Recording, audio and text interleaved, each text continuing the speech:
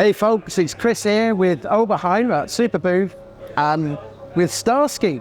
And Starsky's come over to our booth and I'm just about to talk him through the new Oberheim synth, the TEO-5. This is announced today and this is the latest synth from Oberheim.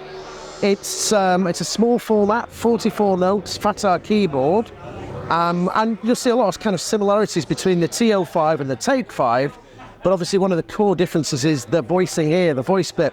So we've got two oscillators, we've got a sub-oscillator as well. But the big thing is we've got the state variable SEM filter in here. And this for me is really kind of where that magic of the synthesizer is. It's a typical, Oberheim filter, and it's got that sound. One thing I should say is, of course, it's amazing that Tom Oberheim is still in the making synthesizers game as well. And it's the TEO-5, and TEO stands for Thomas Elroy Oberheim. So that's where the name comes from. Yeah. So there you go. Anyway, maybe I should just get some patches on. But got that nice kind of, that kind of typical kind of Oberheim sort of sound going on there. Got a nice little arpeggiator pattern here. If I get onto the filter now with that, get the resonance up a bit. Now it's state variable, so we can move through into, for example, bandpass, into high pass,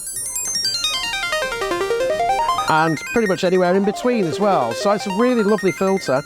It's got a bandpass in here as well. That's in the menu, and if we just find it over here, there we go, filter bandpass, turn that on.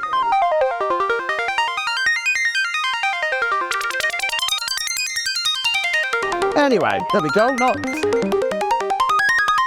The notch is there.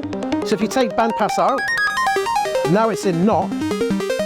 And actually, let's just, we'll change the sound for this as well. Let's see what we've got here. Want something with a nice bit of sustain and release. Maybe not that one. Let's go, actually we'll go for this one again.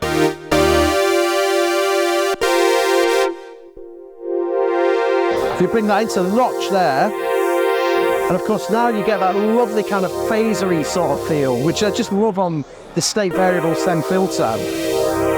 And of course, if I want to modulate that, we've got a really nice, easy way of doing that. We've got two LFOs up here, and if I've got a destination button, so I just push that, then move the cutoff knob. You can see now already it's got LFO1 to cut off. Just dial in the amount, and then bring that down a bit. And there you go, that amazing notch filter phaser goodness. I feel like I need a bit of reverb on there, so it's beautiful, isn't it? Yeah, I think it's one of mine as well, to be honest. But just bring in the reverb there. So we've got two effects on here, a multi-effects, and we can move through different delays, chorus, flanger. There's a phaser on there. There's a high pass filter, so if you need a second high pass, it's there. Distortion, ring modulation, which is really interesting. I might come back to that one. And then lo-fi and rotary speaker. So there's a lot of stuff there. And then you've got a dedicated reverb as well. Yeah. So I mean, if you look at the top part of the TEO, you'll see a heck of a lot of similarities in terms of what you've got here on the top part layout. Obviously, the difference is going to be down here, and mainly it's the Oberheim oscillators, it's the Oberheim filter. The envelopes are modelled differently as well on the TEO. We've got the envelopes from the OB8 on here. So again, that's the difference between that and the Take-5. Another thing that's really important to mention is that this has got through zero FM, through zero cross mod. So obviously, things like the Take-5, you've got your FM on there. On the OB6, you've got your cross mod. On the OBX8, you've got cross mod. But if that's all exponential, this is through zero, which just basically means you've got the modulation just stays in tune. I wonder if I can find a patch that will kind of demonstrate that. I think maybe this one is. So would you say that's the biggest difference between this and the OB6? Well, there are a number of differences, I guess. The OB6 is 6 voice, of course. That's probably, one of the biggest differences. The OB6 as well is voice cards inside the, so it's got discrete oscillators, discrete filter. Yeah, I mean, and on the top panel as well, it's a kind of what you see is what you get. So, you know, there's no menus really at all on the OB6. And, you know, that's, yeah, I mean, that's just kind of, how can I put it? That's just sort of true analog circuitry through and through sort of thing. Right. Responsible for all of it. Whereas this, you know, we've got a different, so we've got 5 voices, we've got the 6 voices.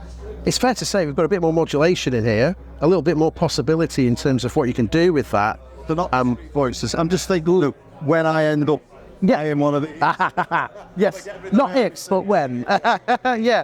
And so, you know, in here we've got voice chips in here. So again, like the TEO-5, this is a way for us to get the price of the synth down.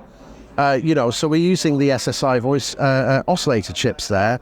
But the filter in here, again, is you know, it's largely the same as the OB6. You know, it is that SEM filter based on discrete components.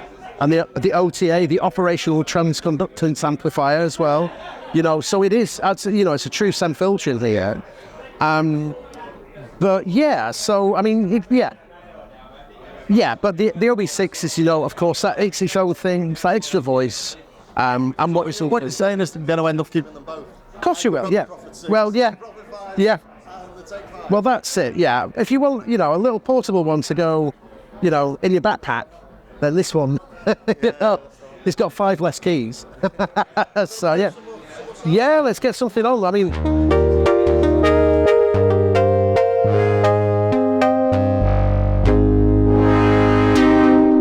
I was hoping to see if I could get something that... Yeah, see if I can get a bit of cross-mod action on this one. Let's go check. Yeah, sure thing. So we've got a proper kind of Oberheim style pad here, and I'm hoping now if I get this in, let's get that filter open.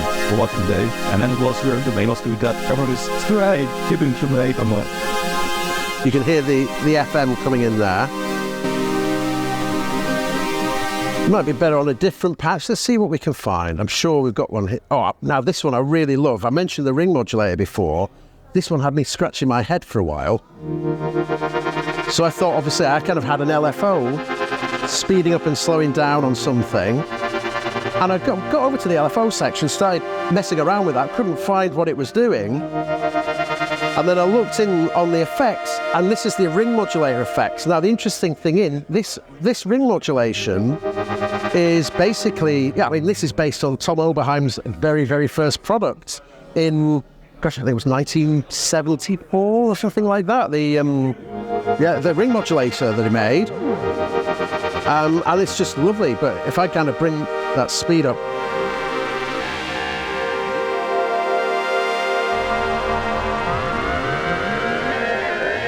And the nice thing is, of course, all of this is modulatable. So on this patch, we've got the Orcs filter here, Orcs envelope here, mapped into the time here. And if you go to the modulation matrix, you'd be able to see, I think it is, envelope 1 on effects time, which is the speed of the amplitude modulation, AM of the ring modulator that we've got here. So really nice, but a lovely patch, that one.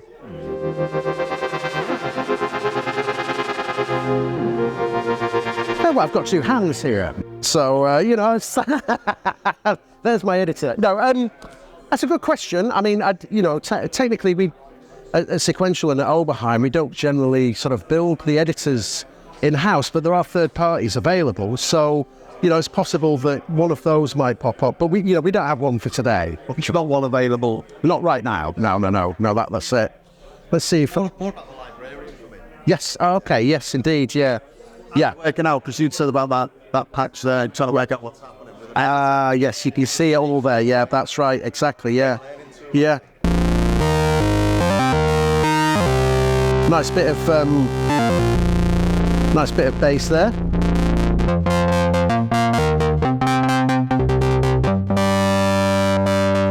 Mod reel action. Don't know what this one is. There you go. I get a bit more on the FM with that one though. Let's see without turning the effects up to a load of bass. You can push that right beyond kind of the sensible zone. I'll bring it back to.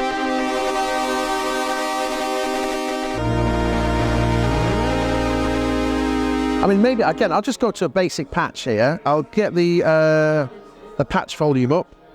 I always like to turn this up, especially in a room like this when I'm stood next to a 10-voice polyphonic bass station at a wall. But we get that down. So I'm going to just switch to triangles. It's nice and easy to do that. Put this one up an octave or two. There we go. And now if I bring in the cross mode. You can hear there. And of course that's modulatable as well. So if I, say, okay, let's get envelope 1, let's set the destination to the cross mod there. We'll just put a bit on there, bit of attack, decay, bring the sustain down. Yeah, that should do the trick. And hopefully, well, that's a bit too slow, a bit fast, sorry.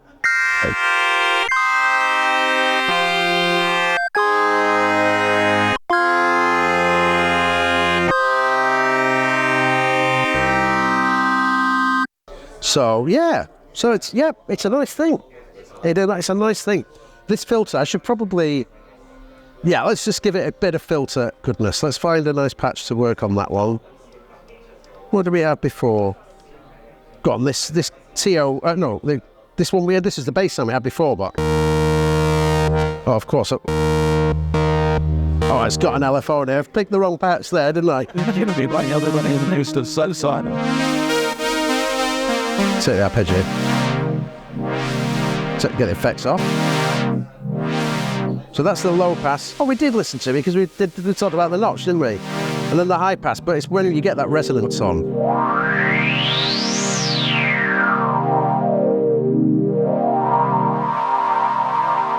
Well, gets a little formanty, especially if you've got the key mapping on for the filter. Where is that? That's in here.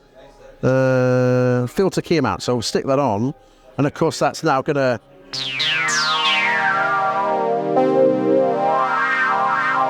you get that kind of spread of filter on it. Yeah, lovely stuff.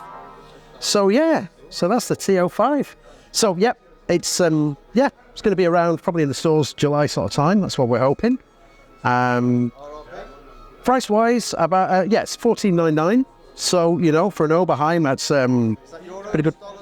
That's pounds. So, I think in dollars it's $14.99 as well, and in euros $16.99. But from, it's an Oberheim at that price, which is lovely. I think to get an Oberheim in at that sort of nice kind of entry point price is brilliant, and it's a really wonderful instrument. I really love it. Yeah, it's my pleasure. It's good to see you.